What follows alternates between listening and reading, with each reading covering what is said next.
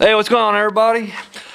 Movie Fam here, and you know what? Before we get started to the show, I got a little something I want to share with you guys. Now, normally on this show, I like to keep it sophisticated, high class, But I want to share with you my story yesterday. I was on the toilet, and literally, like, I had to go, and you can feel it, and it's pushing out. I even felt it splash. Like, after it hit the water, it hit me, back up there. I wipe, I go to look. It's gone. It was a phantom log. I never thought I'd experience a phantom log until yesterday. It was crazy. So we're back in the chicken house. As you can see, I got my guest, Robert Chaney. And god damn it, he's back. It has been a long time. The man with no name is here. What is going on? I want to thank you both. Thank you for having us, Mr. Chaney. So, we got a couple movies we want to have you, we're going to do some reviews for. First, we got The Devil's Backbone. And we also got the original Hitcher. The Hitcher, sorry. So, you know what? Let's get into the show, shall we?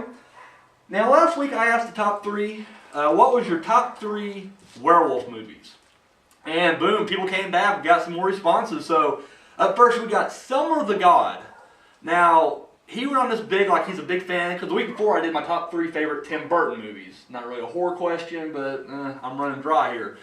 So he went on this big thing how he likes Tim Burton and all that stuff. He had his top three Tim Burton movies, but then he's like, here's my top three werewolf movies, and he threw in Big Fish at number 3, which I don't remember any werewolves in that, but I've only seen it once. I just remember it was very Tim Burton-y, but I don't really remember anything beyond that. Have you guys seen Big Fish? No? I don't know. And I'm not saying maybe there was a werewolf scene in there, but I don't quite remember. But I'm going to let it go. Hey, it's all good. So he had number 3, Big Fish. At number 2, he said the entire Ginger Snaps series. I really want to see the first one. Beyond that, I don't know anything else about the other ones. But then at number 1, he had Dog Soldiers, which I really do want to see. That's also on my to-see list. So thank you, Summer. Appreciate that. My boy, My Blade Sanitarian hit me up. And, and by the way, we're doing the Hitcher. That was actually his request. He wanted me to do the Hitcher and Joyride, except over there, I believe he's from Ireland. Over there, Joyride is known as Roadkill. So there's some confusion on which one he wanted. If he actually wanted, there's another movie called Roadkill, and then Joyride. So I had to clarify that up. But before we got to that, we already did Devil's Backbone and the Hitcher. So next week, buddy, we're going to be hitting up Joyride. So, but thank you for that. Yes. And but yeah. Anyway, so his top 3 was at number 3, Dog Soldiers. His number 2 was my number 2, Silver Bullet. And then number 1 was my number 1, An American Werewolf in London. So thank you, My Blade Sanitarian, appreciate it. And finally, 13th Wolfman hit me up. He said his number 3, and I wasn't even thinking about this, but it's great, Teen Wolf, the Michael J. Fox comedy classic. Love it. Number 2, he said The Howling. And at number 1, the original Wolfman. So yes, thank you guys for that. I really do appreciate it. Now this week, this top 3 is actually suggested from My Blade Sanitarium. He said, go ahead and, if you wouldn't mind, do like your top 3 road horror movies, in lieu of Joyride and the Hitcher. So I thought about it, and I'm not gonna lie, it was kind of a tough one to think about because there wasn't really a whole lot that came to mind initially. But I think I got my top 3 right here. So for me, at number 3, I put down Resident Evil Extinction. Oh, yeah. Had a whole Road Warrior feel to it, it was on the desert, and I think it qualifies. Boom. At number 2, The Hitcher. Damn good movie. We're going to get into that review a little bit later. And then for me, it's a road movie, I guess, in a sense. But I'm going to go ahead and just break it in half and take the last half, Death Proof. So, boom, there's my top 3 road horror movies. Now, what about you guys? Chaney, Top 3, yeah. Top 3 road horror movies. I never even thought of Extinction being a road horror movie, but it definitely was. I love the Resident Evil series. So oh yeah, big fan. I had to put that up there. What else did you say? Well, I threw out The Hitcher and Death Proof. I guess you can Death consider... Proof would have to be my number 1, just because that's fucking badass. Of course, there's Joyride still out there. There's a vampire movie that isn't the greatest, but it's not bad either, called The Forsaken, which I guess would be considered a road movie. And I guess we could even count the first half of From Dusk Till Dawn, even though they kind of settle on the bar. Yeah, Until then, they're on the road. I mean, no, I don't have much of a choice in those. that was it. So, thank you, Mr. Chaney. I appreciate that. Man with No Name. What about you? You got any road horror movies? Would the Devil's Rejects count at all? You know what? Yes, it is. Yes, it is. Oh, goddamn it! You know what? I'm gonna have to check my 3 around actually. I'm gonna knock out the hit. No, I'm gonna knock out Resident Evil Extinction. I'm throwing Devil's Rejects up there. Actually, Devil's Rejects is gonna be number 1. So yes, thank you for saying that. Wow, Fam's a poser. So beyond that, yeah, I mean, I'll agree with you both. Maybe on the Death Proof thing. Okay. I mean, Brilliant movie. I don't know. I don't have a third one. all right, far out. So boom, there it is. Now I want to know what your guys' top 3 road horror movies are. Now there are multiple ways to hit me up. You can leave that comment right down below. All my fandom friends over on Facebook, hit me up there. moviefam7@gmail.com.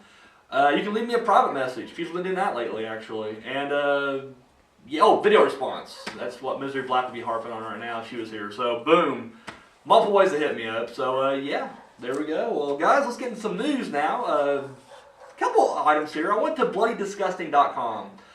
Read a pretty good article, actually, because, now they're wanting to do Scream 5.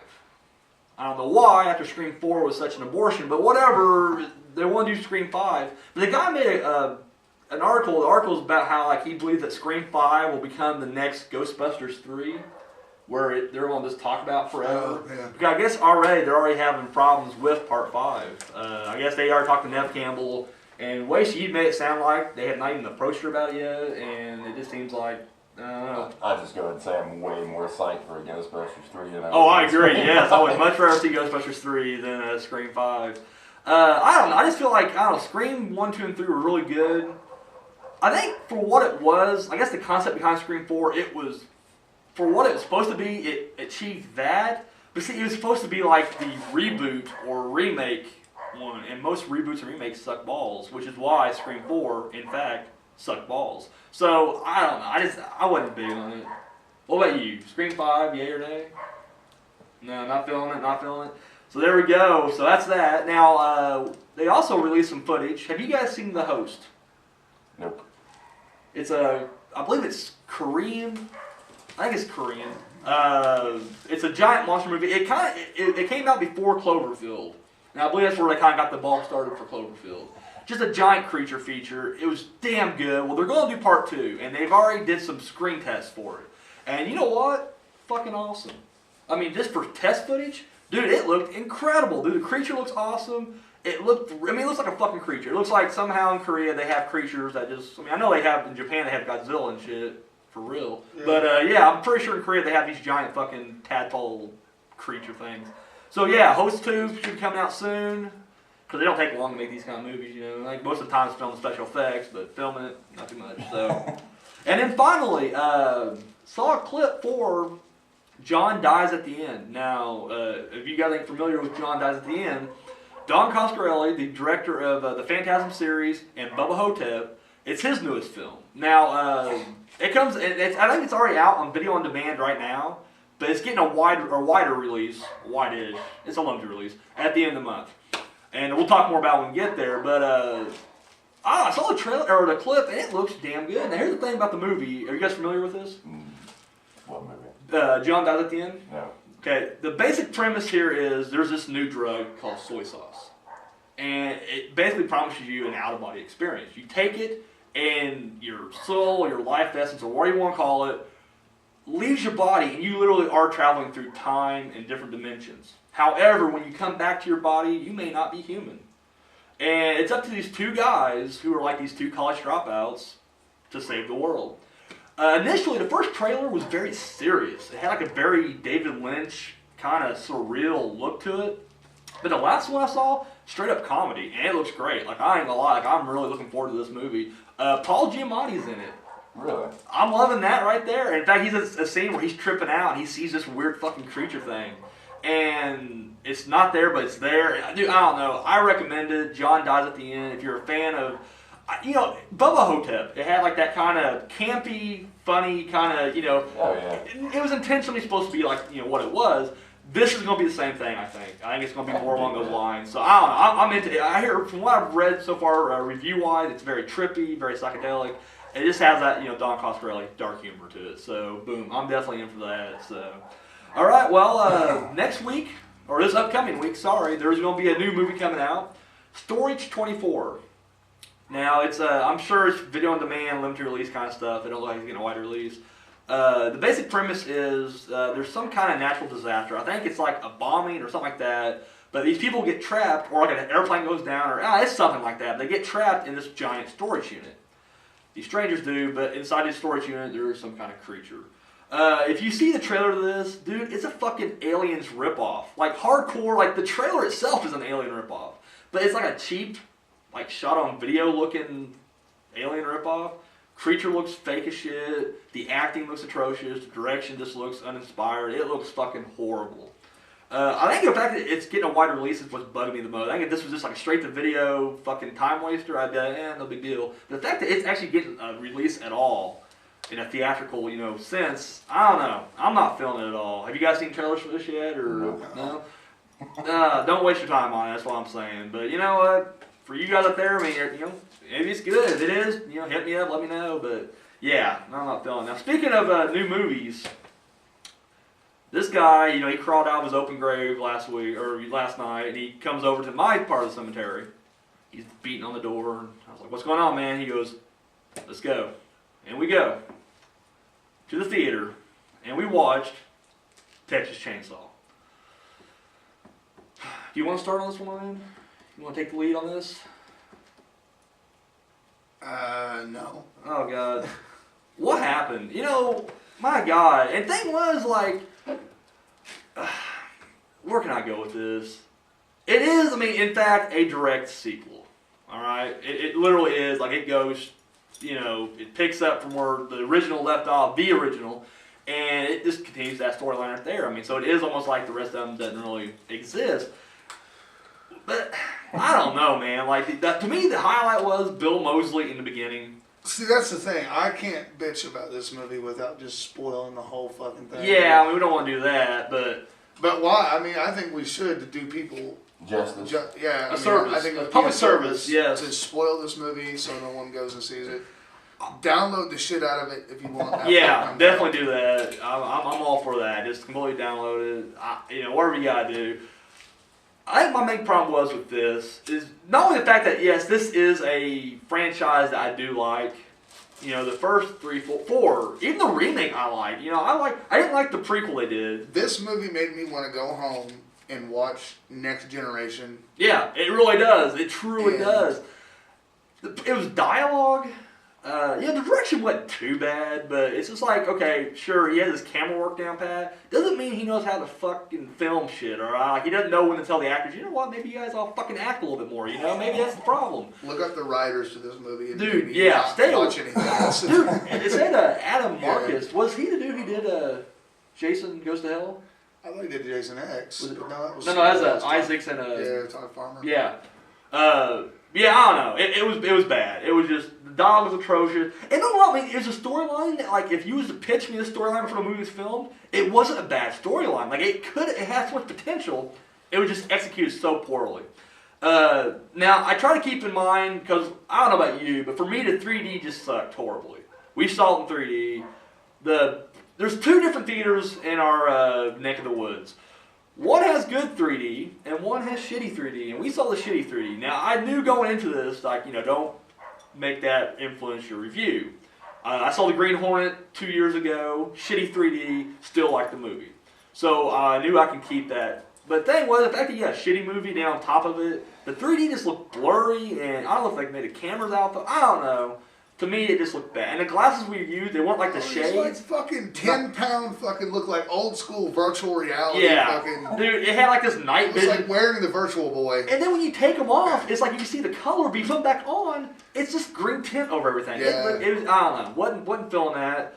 I don't know. I'm going to tell everybody, check out the movie, because to me, Texas Chainsaw is just one of those, franchises that no matter what, we even made a comment, or he made a comment last night that even though we're bitching about it now, we'll both be there, 2 years later when they do the next one. So, check it out, form your own opinion, but I'm just saying right now, don't expect much. And I'll be honest with you, you guys remember I said this before, I wasn't expecting much going into it, and it actually went lower than what I was expecting. Like, I really expected it to be like, I don't know, another prequel like we had earlier. No, it's worse than that. It was just The Leatherface, all right, but I mean I know it's a horror, it's a movie. Yeah, but fucking there's a unrealistic. very And unrealistic. see, Leatherface is supposed to be. I mean, he's an alive, real character. Yeah, He's the not first like a movie zombie. is grounded in reality. The first one is so fucking realistic. It looks like they actually took a camera crew and followed these psychopaths around. And that's how real the first one was. This one misses the mark completely. But they've turned Leatherface into a fat 65-year-old superhuman. Exactly, that's the part. The superhero. I'm cool if he was an old fuck, alright? Albert Fish was old as shit when he was killing people. But guess what? This dude's like lifting car. You know, fuck it. Just watch the movie. For your opinion. Yeah, I won't say no more. But yeah, don't expect much. Now, there are two things I will point out. There was a nice, because I forget what studio did the other ones, but this one is done by Lionsgate. So there's a nice little Saw reference. It's shitty and it's cheesy, but it's there. So look for that. And stay after the credits. There is a nice little, and it's not really a time-wasting scene. It ain't one of those scenes where you wait after the credits, you're like, well. No, it was actually kind of a decent little thing. So stick around for it, and that's that. But I would have to say, like, I did like the first, was like 10, 20 minutes. Yeah, and even that, I'm saying I liked it just because Bill Moseley. I'll tell you right now, if any other actor was there, I'd just been like, nope, this is shit. The dialogue was horrible. I mean, the storyline was okay. This ain't really giving anything away. It's vigilante justice. He kind of threw a callback to a Nightmare on Elm Street, and it does kind of have, I mean, not necessarily the supernatural aspect, but just in that vigilante mob justice, it has that. So, but I don't know. Other than that, not feeling it. All right, so let's get to some viewer comments. First up, my boy 13th Wolfman, he hit me up with a shout out, and actually hit up a shout out with the rest of us from past couple weeks' show. My girlfriend Maya, the Corn Children, Misery Black, and they all said, what's up to you? So 13th Wolfman, thank you very much. Dude's like the kindest fucking, viewer I got, like literally. I like the 4 viewers I have. He's the one that literally, I mean, he's constantly trying to get the show pumped up. He's trying to get more viewers for me, and I appreciate it. You're always saying kind shit, though. Thank you very much, 13th Wolfman. I do appreciate that. Next shout out goes to Brutal Casey 666. Damn. I guess the first time he's actually seen my show, but he Sounds brutal. it sounds brutal. He ain't fucking around, dude. But yeah, he said nothing but kind things about my show, and he said he liked The Howling and the Wolfman, but he didn't really do a top 3. That's why I didn't put you in the top 3 section. Sorry, dude. Yeah, but definitely thank you for the comment. I do appreciate that. And this next one ain't really a comment per se, but it's more of a shout out from me to the Myers fan. He actually inducted me into another group, the Horror in Haddonfield. And yeah, I appreciate that, man. Thank you. Another Facebook horror community group that I'm in. So it means a lot to me. I really appreciate that. I think most of these groups you can just kind of join whenever. But each group that I've been part of, I've actually been called to join. So that means a lot to me. It really does. So thank you very much. So guys, you got any kind of comments whatsoever? Maybe you got a couple movies you want me to review. Maybe you got a movie you just want me to see. Maybe you don't even want me to review. Just like, hey, check this movie out. Maybe you want to know if I'm wearing boxers or briefs. I don't know. Maybe you got a question for my man Chaney over here. Maybe the man with no name. Maybe a past guest. Whatever the case may be, hit us up with your comments. I'll repeat it again. Once again, there's multiple ways to hit me up. Comment down below. moviefam7@gmail.com. My fan friends over on Facebook can hit me up. Personal message, private message, whatever you want to call it. And video responses. So yeah, that's it. So guys, I think we kind of milked it out long enough. Let's get some reviews, shall we? We'll go ahead and just throw this over here. Past that dead torso right there. All right. Up first, we got The Devil's Backbone. Guillermo del Toro. The basic premise of this movie is this boy. This is during the Spanish Civil War.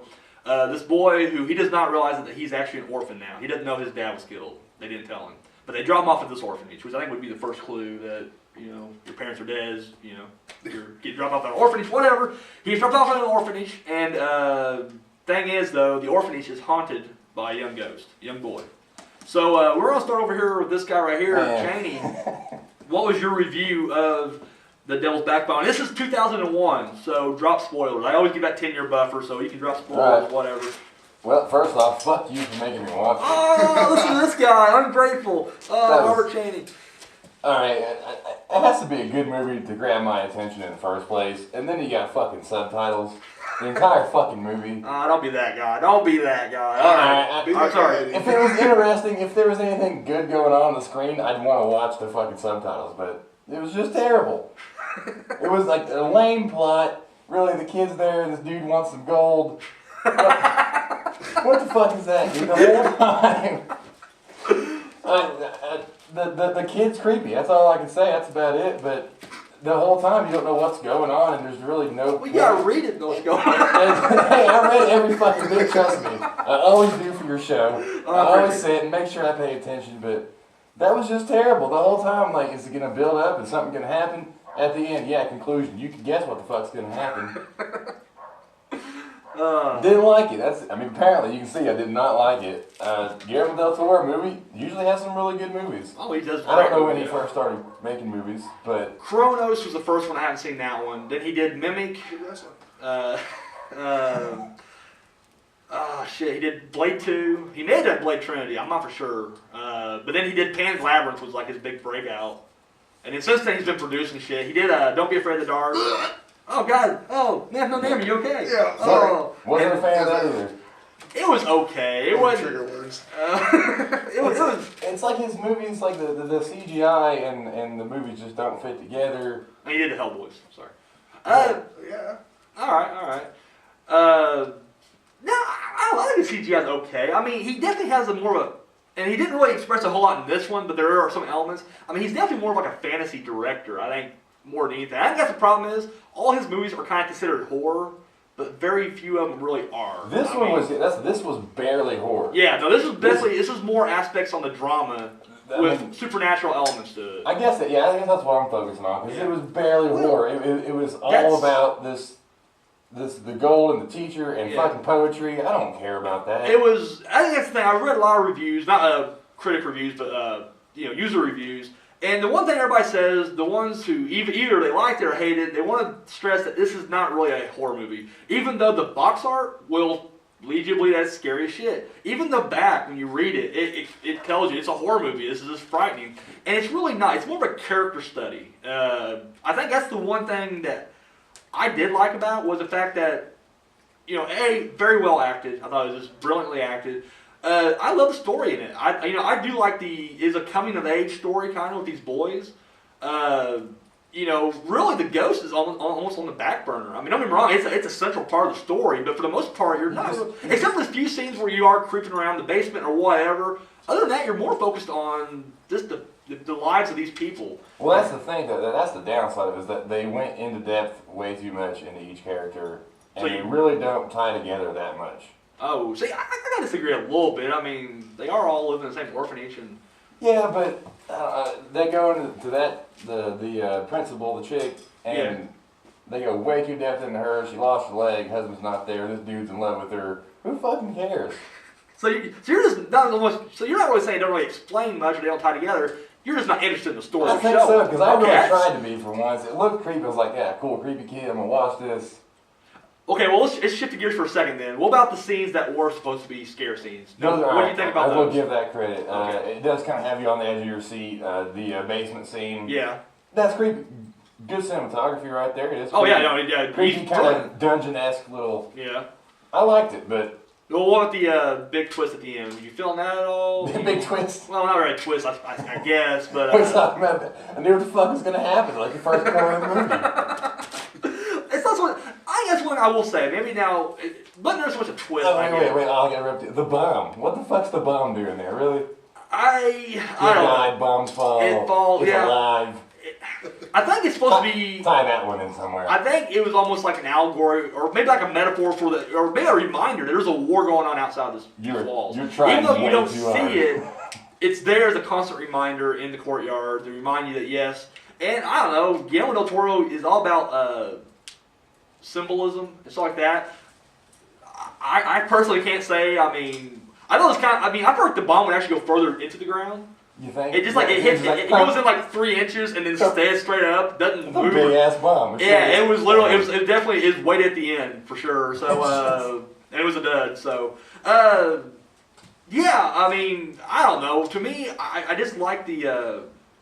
how like they had the whole in class they're talking about how primitive man would bring down the mammoth, and at the end it's like they're doing that themselves. The boys are banding together with the sticks and they're fighting. You know, I can't pronounce the dude's name, but the fucking he's like the caretaker janitor. Jacinto. Something. Yeah, he and see the thing is like this Trust dude. me, I had to read it enough times. And see he's banging the nurse there, but at the same time he's banging the old lady, the headmistress, because he's wanting to know where the gold's hidden at. And so. But the thing is, they don't really come out and reveal him as a scumbag. Like, initially, I just figured he was going to be a decent dude or whatever. And I kind of figured that the headmistress and the professor were going to be scumbags.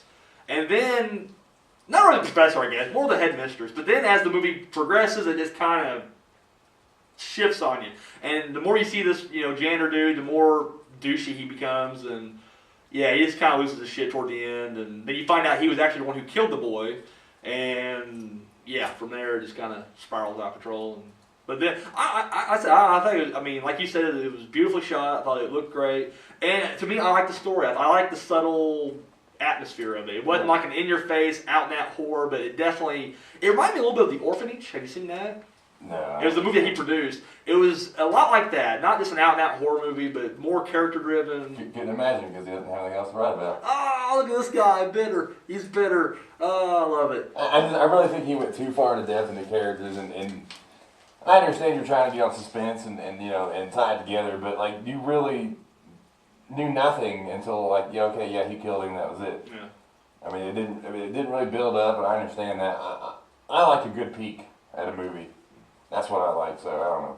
So you felt like it just never really. No, I kept waiting on something and just no. It was Just kind of not petered out impressed. for you. I think the title's a little misleading too, because there's only 2 references that I've got to the Devil's Backbone, because this is not about Satan's vertebrae at all. The first little part, or actually one of them's not even in the movie. I actually had to read the other one, but I'm not Spanish, so I didn't really get the reference. The first one though is from being malnourished or whatever, when you're just sick and unhealthy, sometimes babies are born and their skin's just very thin, and the bone kicks out. Like you can see the spinal cord in the baby. And they actually had this baby fetus in a jar, and it had the backbone showing. And of course, superstitious, villagers believe that like when you have a baby, even if it's alive or not, with the backbone showing, it was meant to be a baby that was not supposed to be born, and they usually just put to death or whatever. Are you getting to the point this had nothing to do with the fucking movie? It really But did. besides, like, the only thing, that's the thing. It's the title of the movie, and it has nothing to do with the movie at all. I don't know if he's, like, trying to tie in, some kind of analogy or a fucking hypothetical thing where, like, the devil's backbone. Okay, some people are just born evil. I don't know, but it physically shows a devil's backbone that has nothing to do with the rest of the movie. Maybe the Jacinto character was just bad. Yeah. And then the other one was, I guess there is a mountain range over in Spain that is called the Devil's Backbone because it's brutal or whatever. And I guess it was used during the Spanish Civil War. But once again, I'm not Spanish and I'm horrible at history, so I didn't pick up on that at all. I wasn't even in the movie. I actually read that in a dude's review. He was just like, well, some people don't know this, and I'm like, well, I didn't know that, so yeah. But I don't know. Other than that, I highly recommend it. I think it's creepy, atmospheric. Not as good as Pan's Labyrinth. I think that's probably Guillermo del Toro's best movie by far. But it's also one of those movies too where, we've mentioned this with zombie movies where one of my favorite aspects about zombie movies is a lot of times, the zombies aren't really the main villain. It's usually the fucking military or whatever, other humans that are more evil than the zombies. And this one kind of shows the same thing. Whereas initially I think you're going to be scared of the ghosts more, and then it turns out you're not. But that's really a device that we've been using for years now. I mean, of course it's kind of fresh back to 2001, I guess, but after seeing The Sixth Sense and the others and et cetera, we kind of know that, the orphanage. So yeah. I can't feel my fucking feet. The Man with No Name. Have you seen this shit? I didn't watch it. Didn't watch it at all. And to his credit, though, I mean, literally, like, I had to drag him out of the open grave over here because... It was like last night. Yeah, like, he hey, literally... got these 2 movies. Oh, thanks. He's like, he hadn't seen this one, and the other one we're about to do, he's been a long time since he's seen that, but I was like, you know what? I want you on the show because I haven't seen you in fucking ever. You haven't been over here... Or actually, we don't have to crib now, but... I've never been here. This is the first time in the chicken house. This is the most ridiculously cold crypt that I think I've ever been in. See, I thought he was dead. I didn't think. It's so cold it's actually chilling the dead. Huh? Yeah. My God, that is crazy right there. I'm just fat and hairy, so like literally the cold ain't bothered me as much. So, all right, well there he goes, Devil's Backbone. I almost said rejects. Devil's Backbone. Up next, we got The Hitcher, in which a story in which C. Thomas Howell is traveling from Chicago to San Diego. Chicago to San Diego, and he's taking a car in for somebody. Like he's one of those dudes who just like hauls your car for you. Along the way, during a storm, he's nodding off, he's falling asleep, so he picks up a hitchhiker, turns out to be a psychopath. I want you to take the lead on this one. You said you feel like you've seen it, but you have seen it. From your memories of The Hitcher, what would you say? I don't remember. Oh my God. All right, well, I'll go ahead and jump on this one. The main thing I about this movie is I really dug it was the fact that, I don't know, dude, the opening 10 minutes is just fucking incredible. When he picks up the hitchhiker and that have to agree, interplay with him and Rucker Howard. Because Rucker Howard, how do you pronounce his name? Rucker Howard. Rucker Howard. I can never pronounce the dude's name. Ron Howard? I don't give a fuck. Anyways, Rucker Howard, dude, he plays this psychopath brilliantly. Dude, like he's creepy as shit. He's so nonchalant. He is. He's just so like, and dude, I love that about him. And the fact that he never really lies about what he's doing. Like he don't really tell you, but he never once is like, I need a ride. He just like gets in, and then he's just like, where you going? He's just like, I love it, dude. Like he literally, I don't know. It was just great. Several scenes were good about this movie. When he's at the diner and he's eating the fries. Because at this point, see what happens is he picks him up, and dude, like, Howard's just fucking with him big time. And the whole time he's just like, just stop me. That's all you gotta do is stop me. And of course, he tells him, like, I want you to say 4 words for me. I want to die, awesome. Which is great. And but anyways, what happens when he gets in the car? The door's still ajar. So fucking, he gets the balls to push him out of the moving car, and he's rid of him. But the thing is. And they don't really say this in the movie because you never really understand why Rucker Howard's doing what he's doing. Like, he's just a psychopath. And I like that. But to me, I felt like the reason why he keeps following, because the thing is, as the movie progresses, their paths keep intertwining. And then it makes it look like that C. Thomas Howell is the one doing all these murders. And it's like he's being framed for it. And once again, it's like, no matter where he goes, dude, Rucker Howard's right behind him. And he can't shake him. I think, to me, why he's doing it is because he's the first dude who did kind of throw him off. Like he's the first hitchhiker or the driver that he got a ride with that did kind of fight back. Exactly. So I think at any time he could kill him at any moment, but he's just fucking with him. That's what the whole movie is, just him fucking with him, and I love it. Like that's what's great about it. There's a scene where C. Thomas Howell, he's in a diner. At this point, there's already been a family butchered and a gas station exploded. And at this point, C. Thomas Howell, he still feels like he's still on the safe side. As long as he gets hold of the cops, he's good. But he's in a diner, and as he's eating french fries, dude, he fucking finds a finger in there. And then like, holy shit, dude, Rucker Howard just fucking showed up, and now he's fucking with his food. And to me, that's probably the most frightening thing, is knowing that no matter what you do. Dude, at one point, he's in a fucking police station, and Howard fucks with him. And not only that, but like, makes it look like he's fucking responsible for this massacre that just took place. Dude, it's great. I mean, it literally is just fucking awesome. And once again, it can probably even be argued this kind of leaves horror territory and goes more into like thriller action territory. But it's still a damn good movie. I mean, literally, I think the direction's really good. Just overall story. And once again, it kind of throws you back to Duel, which is another road movie kind of threw out there. Where you never know the motives. It's just literally the story of a guy going from point A to point B and psychopath after. Murder. Yeah. It's good stuff. All right, what about you? Review, Chaney. Man, I didn't get to finish it, honestly. I fell asleep, but actually a good movie. I should have watched it instead of fucking Devil's Backbone. I really liked it, man. His character very intimidating. Rucker Howard there, that's all I can say, man. That dude is the switchblade next to the eye. Just evil, yeah. He's got it right there next to his face, and just tell me I want to die. And actually, pretty good acting about it. What's his name? C. Thomas. Yeah, C. Thomas Howell. Trying to get him to say that I want to die. I mean, he's fucking bawling in tears. Dude, yeah, I mean, it really is. I mean, it's damn good. It also has Jennifer Jason Leigh in it, which you guys would remember from Fast Times at Ridgemont High. No nudity in this, though, unfortunately. But anyways, yeah, there's a scene that's really crazy where C. Thomas is taking a shower, and dude, Rucker Howard's already in the motel room. Like at this point, him and her are both on the run now because he was about to be arrested, but the cop that arrested him thinks that C. Thomas Howell murdered his friends when it was really Rucker Howard. So they're trying to find a reason just to kill him. At one point, like they have him at gunpoint, and he's like, "You just spit on my hand. Come and wipe it off." Clearly, if he's gonna go for the gun, it's like he's like he's gonna fight back. Like he's shooting for no reason. But when she sees that, dude, she she basically sticks the cops up, and then they make a run for it. And so they're in a motel room, just trying to put it behind him. And then of course Rucker Howard's there, dude. And of course he kidnaps her, and he has her tied to one semi trailer, and then her legs are to the semi itself. And of course he's in there. And thing is, at this point now the cops realize what the fuck happened. Now all the wrongs have been righted. They know Steve Thomas Howell didn't do anything, but they can't kill the dude because his foot's on the clutch. If he lets go of the clutch, truck will roll away, rip her in half. Dude, excellent scene right there. And I'm not gonna lie, this is 1986 when this came out, so it doesn't end well. I'm gonna go ahead and just throw some spoilers out there. It does not end well at all. In what sense?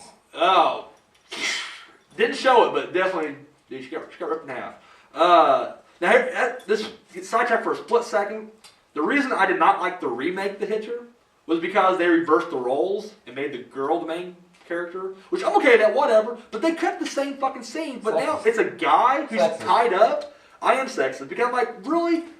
Howard just dominates this young guy who's supposed to be like her protector? I'm like, really? I guess you're not going to feel as bad for a dude getting ripped in half either. Well, I mean, I didn't care. I'm like, fuck this dude. You don't really feel it when the guy's like, I'm like, really? Quit crying. Quit being a pussy. But, yeah, I don't know. I mean, the remake, to me, it is basically shot for shot the same fucking movie, and it just wasn't that good. You need Rucker Howard. You need this regular people. You need the raw emotion, not this slick-looking Michael Bay fucking produced piece of shit. So, yeah, that's that guy. Oh, dude, he's one of my three. I've said that before. He's one of my three. I get to punch that motherfucker out if I ever see him.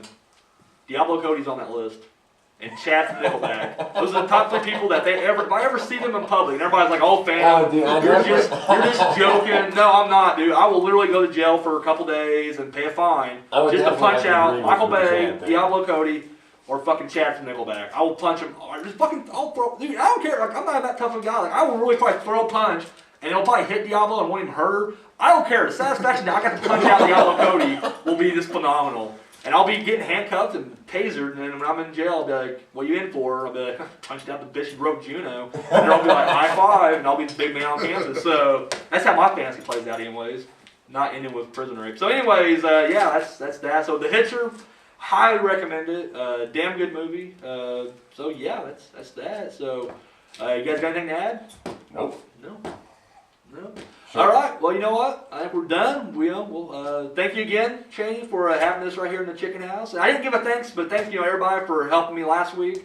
Natalie Myers and Maya. So thank you guys. Definitely appreciate it. And so yeah, for Robert Chaney, man with no name. I'm a movie fan. I'm out of here. Step over that dead body right there. You gotta pick this place up, man. It's ridiculous.